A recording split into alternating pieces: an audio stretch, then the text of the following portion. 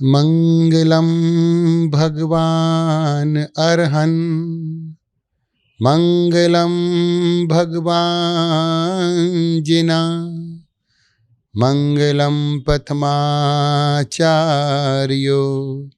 मंगलम विश्वेश्वरा मंगलम विश्वेश्वरा।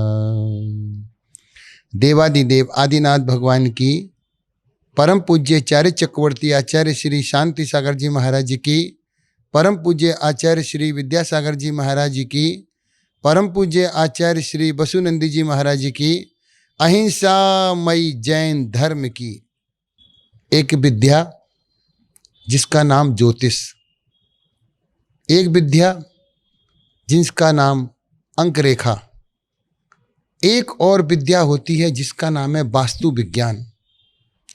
वर्तमान में हर चीज का वास्तु चल रहा है, मकान का, फैक्ट्री का, दुकान का, मंदिर का, एक एक चीज का वास्तु का काम हो गया। उससे लाभ भी होती है, उससे हानि भी हो जाती है। आज हम थोड़ा सा देखते हैं वास्तु करता क्या है और वास्तु से होता क्या है। कई लोग बोलते हैं महाराज जी हमारे घर में बीमारी भरी पड़ी है। कोई बोल देता तुम्हारा दरवाजा गलत स्थान पर लगा है, तुम्हारे यहाँ जंगले नहीं है, खिड़की नहीं है, या तुम्हारे घर में वास्तु दोष इसलिए बीमारियां सदैव बनी रहती हैं। कोई कहता है हमारे घर पे पैसा नहीं रुकता है। कोई कहता है कि महाराज जी आय नहीं बढ़ती है, आमदनी कुछ भी नहीं है, खर्चा दिन पे दिन लगा रहता है। और कोई बोलता है कि हमारी तरक्की नहीं होती है। तो कोई धन को लेकर के परेशान होता है और सभी लोग इसके लिए वास्तु को दोष ठहरा देते हैं कि वास्तु खराब है। कभी कभी तो व्यक्ति अपना सारा मकान तोड़ देता है, कभी जंगले बनवाता है, कभी खिड़की बनवाता है, कभी कांच निकलवाता है, कभी ये बनाता है और उसी में ना जाने कितना पैसा खर्च हो जाता है। लेकिन ध्यान रखिए, दीवालों का नहीं विचारों का वास्तु सुधारिए। विचार अच्छे होंगे तो तरक्की का रास्ता खुलेगा। अभी तो घृणा, द्वेष, नफरत, इसी में ही हमारी नकारात्मकता भरी हुई है। इन चीज़ों को निकालेंगे तो वास्तु भी सुधर जाएगा। प्राचीन काल में लोग अपने घरों में गाय रखते थे। जहाँ पर गाय होती है, जहाँ गाय बनती है, वहाँ का क्षेत्र का वास्तु अपने आप पॉजिटिव हो जाता है। गाय ममता की प्रतीक होती है, वात्सल्य की प्रतीक होती है। लेकिन ध्यान रखिए, कुछ जानकारियां आप तक देना चाहते हैं। छोटी छोटी बातें होती जिन्हें हम उपयोग में करके अपने घर का बहुत सारा उपाय बदल सकते हैं। सुख शांति के लिए अपने घर में चांदी का हाथी रखें, कछुआ रखें, और व्यापार के लिए बैल, नंदी होता है बैठा हुआ नंदी, इसके लिए नैऋत्य कोण में उत्तरमुखी बैल को करके रखने से व्यापार में गति बढ़ती है, व्यापार द्रुत गति से चलना प्रारंभ हो जाता है। हमेशा अपने नैऋत्य को ऊंचा रखना चाहिए। बिजली का कोई भी सामान उत्तर और पूरब में ना रखें, क्योंकि पिता और पुत्र में विचार नहीं बनेगा, विचारों की वैमनस्यता बनी रहेगी, आपसी में टकराव होगा। इसलिए बिजली का कोई भी सामान उत्तर और पूरब में ना रखें। उत्तर और पूरब खुला हो, प्रकाशवान हो। प्रकाश होगा तो खुशियां घर में आएंगी। मेन गेट के सामने कभी भी कीचड़ और जल का जमाव ना करें। मकड़ी का जाला जहां रहता है वह व्यक्ति कोई ना कोई षड्यंत्र में फंसा रहता है, कोई ना कोई केस में फंसा रहता है। इसलिए अपने घर में कभी भी मकड़ी के जाले ना होने दें। और कभी कभी हमारे नलों से टप टप पानी टपकता रहता है, ये भी एक वास्तु का दोष है। जैसा पानी टपकेगा और वो जमीन में उतरेगा, आपका धन भी जमीन में उतरता जाएगा, उतरता जाएगा। कभी कभी क्या होता है, हम लोग घड़ी टांग देते हैं, वो टक टक करते चलती रहती है, उसका सेल वीक हो जाता है, कमजोर हो जाता है, और वह घड़ी रुक रुक के टिक टिक करती चलती रहती है। ऐसे ही हमारे काम भी, या तो उसमें सेल बदल दीजिए या फिर उसका सेल निकाल दीजिए, वास्तु दोष वहीं पर ठीक हो जाएगा। तीसरा होता है, आज बहुत एक बुरी आदत हमारे समाज में आ गई है। वास्तु का सबसे बड़ा जो दोष है, हम घरों में बीमार व्यक्ति देख रहे हैं, बहुत सारे बीमार व्यक्ति हैं, उसका कारण है रात्रि में लोग भोजन करते हैं और बर्तनों को जूठा छोड़ देते हैं। वह बर्तन रात भर मालिक को कोसते रहते हैं, तुमने खा लिया, हमें जूठा छोड़ दिया। इसलिए कभी भी घरों में रात्रि के खाने के भोजन जूठे नहीं छोड़ना चाहिए, तुरंत साफ करके उनको जमाना चाहिए। लेकिन वर्तमान में ये चलन प्रारंभ हो गया है, रात को 11-11, 12-12 बजे तक खाना चलता है, फिर वो रसोई में सारा सामान छोड़ देते हैं। कभी कभी रूम में ही वह जूठे बर्तन छोड़ देते हैं, पड़े तो पड़े हैं। ये सबसे बड़ा वास्तु दोष है, इससे घर में बीमारियां घर कर लेंगी। किसी भी स्थान पर अंधकार नहीं होना चाहिए। कई बार देखते हैं पीछे वाले कमरे में, आगे वाली कोठरी में, ऊपर के कमरे में अंधकार होता है। घर के किसी भी स्थान पर अंधकार नहीं होना चाहिए। अंधकार होने से व्यंतर देवों का निवास स्थान हो जाता है, वह स्थान डरावना हो जाता है, फिर व्यक्ति अंदर जाने से डरने लगते हैं। इसलिए जहां प्रकाश होगा वहां उन्नति होगी। उत्तर दिशा को कभी भी भारी ना करें।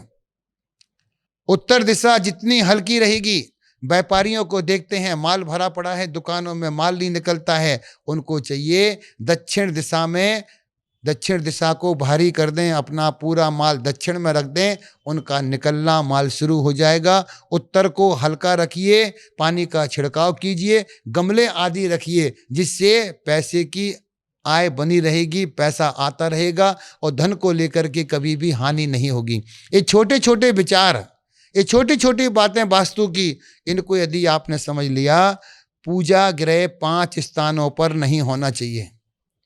वे कौन से 5 स्थान हैं? तो बोलते हैं सीढ़ी के नीचे पूजा गृह नहीं होना चाहिए, पूजा स्थान नहीं होना चाहिए। दूसरा है बाथरूम के बगल में, टॉयलेट के बाजू में, शयन कक्ष में और नैऋत्य कोण में। इन 5 स्थानों पर पूजा गृह नहीं होना चाहिए। दूसरा, हमारे घरों में एक बहुत बड़ा वास्तु का दोष चल रहा है। हम क्षेत्रों पे जाते हैं, बाजार से प्लास्टिक की, मिट्टी की, पत्थर की मूर्तियां लेके आ जाते हैं बिना प्रतिष्ठा की, जिनका पंचकल्याणक नहीं हुआ है, जिनकी प्रतिष्ठा नहीं हुई है।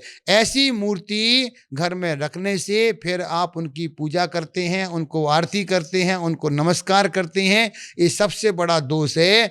हमेशा प्रतिष्ठित मूर्तियां ही पूज्य होती हैं जैनागम के अंदर में।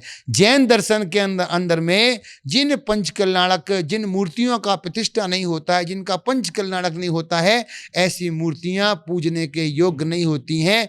और ऐसे हम खिलौने के आकार की मूर्तियां 20-20, 30-30 रुपए की क्षेत्रों से जाकर के बेचने वाला अपना व्यापार कर रहा है और हम अपने घर का विनाश कर रहे हैं।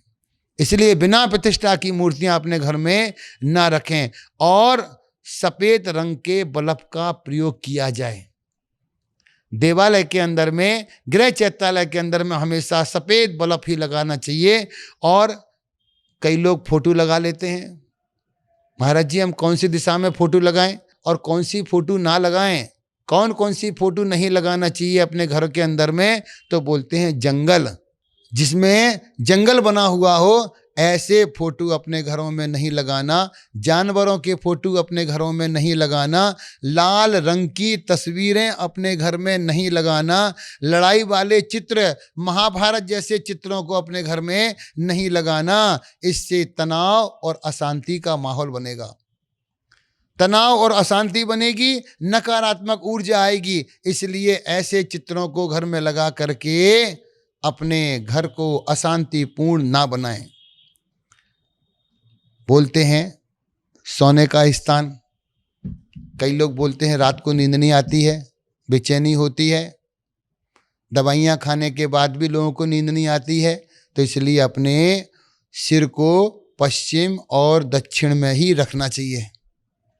दक्षिण और पश्चिम में पैर नहीं करना चाहिए, सिर रखना चाहिए। और बेड के सामने कभी भी दर्पण नहीं रखना, ये भी अपशकुन होता है। अपशकुन होता है। इसलिए कई व्यक्तियों ने तो बैठ के जस्ट सामने उठते ही उनका चेहरा बेड में दिखाई देता है। ऐसा नहीं करना। और जो तस्वीरें होती हैं, जो मृत लोग होते हैं, स्वर्गवासी लोग होते हैं, ऐसे व्यक्तियों की तस्वीरें या तो दक्षिण की दीवार पर टांगना या पश्चिम की दीवार पर टांगना। ये छोटी छोटी बातों के माध्यम से हम अपने घर में वास्तु का सुधार कर सकते हैं। कभी कभी घर के दरवाजे के बाहर 2 स्वस्तिक लगा देते हैं, 2 मछली का जोड़ा लगा देते हैं। हमारे तीर्थंकरों के चिन्ह बड़े मांगलिक हुआ करते हैं, बड़े मांगलिक हुआ करते हैं, अशुभ को दूर करने वाले होते हैं और घर में खुशियां लाने वाले होते हैं। ऐसे चिन्ह कभी कभी कल वृक्ष भी अपने घर में रख सकते हैं। वृक्ष, मछली का जोड़ा, है ना, हाथी शुभ होता है, बैल शुभ होता है। ऐसी चीज़ें रखने से आपके घर का वास्तु अपने आप बदलेगा। हम किसी किसी को भी मकान दिखाते रहेंगे, कोई तोड़ फोड़ कराएगा, कोई खर्चा बताएगा, कोई परेशानी में डाल देगा, कोई बीमार कर देगा, कोई डिप्रेशन में कर देगा। इसलिए ज़्यादा। और दूसरा एक बात हमेशा ध्यान रखें, जिनका मन कमज़ोर होता है उन्हीं व्यक्ति के लिए वास्तु, ज्योतिष, मंत्र, तंत्र बने हैं। आप भगवान पर आस्था कीजिए, भगवान का नाम लेके अपना काम कर दीजिए। लोग तिथियां ढूंढते रहते हैं, कौन सी तिथि में क्या कार्यक्रम करें, कौन सी तिथि में क्या शुभ मुहूर्त कब आएगा, शुभ मुहूर्त कब आएगा। आचार्य श्री वर्धमान सागर जी के महाराज के गुरु आचार्य धर्म सागर जी महाराज, जो बहुत ही गंभीर हृदय के धारी थे, बड़े सरल परिणामी थे, उनके पास में कोई भी जा सकता था, बड़ा बुरा। वह हमेशा बोला करते थे, अरे मुहूर्त के चक्कर में ना रख, तेरा जन्म का भी कोई मुहूर्त नहीं था, तेरे मरने का भी कोई मुहूर्त नहीं है, और जिंदगी भर मुहूर्त मुहूर्त करता रहता है। वह कहते थे, कोई भी भगवान की कल्याणक तिथि हो, कोई भी तीर्थंकर भगवान की कल्याणक तिथि हो, भगवान की कल्याणक तिथि अपने आप में शुभ होती हैं। उन भगवान की कल्याणक तिथि देख करके तू अपना कोई सा भी मुहूर्त कर दे, तेरा काम कभी भी खराब होने वाला नहीं है, शुभ शुभ शुभ काम होगा तुम्हारा। इसलिए वास्तु के चक्कर में ज़्यादा ना पड़ के कई लोग अपना पूरा व्यापार, पूरा बिजनेस, पूरा फैक्ट्री, दुकान, मकान सब खराब कर देते हैं। और एक वास्तु वाले से दूसरे वास्तु वाले का विचार नहीं बनता है। एक अलग बताएगा, दूसरा अलग बताएगा, तीसरा आके दूसरा और कुछ बताएगा। व्यक्ति विभ्रम हो जाता है, किसकी बात माने, किसकी नहीं माने। एक कुंडली देख करके कुछ बताता है, दूसरा कुछ बताता है। एक कहता है कालसर्प योग है, दूसरा बोलता है नहीं मंगली है, मंगली है। अब ना पता चलता है ना वो मंगली है ना वो कालसर्प है, कुछ भी नहीं है। उस व्यक्ति को भ्रम में डाल रखा है केवल व्यापार चलाने के लिए। ऐसे व्यापार से आप पैसा तो कमा लेंगे मगर विश्वास नहीं कमा पाएंगे। इसलिए वास्तु के चक्कर में ज़्यादा ना रह करके आप मंदिर में जाकर के भगवान का ध्यान करें। और जब भी कोई मुसीबत आती है, कोई परेशानी आती है, सिर्फ आप एक ही उपाय कीजिए, अपने भगवान के पास, अपने परमात्मा के पास जाइए और एक श्रीफल लेकर के, एक दीपक लेकर के भगवान के घर में दीपक जला दीजिए। भगवान के घर में दीपक जलेगा और उजाला आपके घर में हो जाएगा, आपकी समस्याओं का समाधान हो जाएगा, आपकी सारी बीमारियां, मुसीबतें अपने आप स्वतः शांत हो जाएंगी। क्योंकि तीन लोग के दरबार में वही व्यक्ति जाते हैं जिनका पुण्य का उदय आ जाता है। तो ऐसे पुण्य को जागृत कीजिए, वास्तु के चक्कर में ना कर रह करके जो वास्तु आपको छोटा छोटा बतलाया है उन्हीं वास्तु पर ध्यान दे करके अपने जीवन की गति को आगे बढ़ाएं। बोले महावीर भगवान की।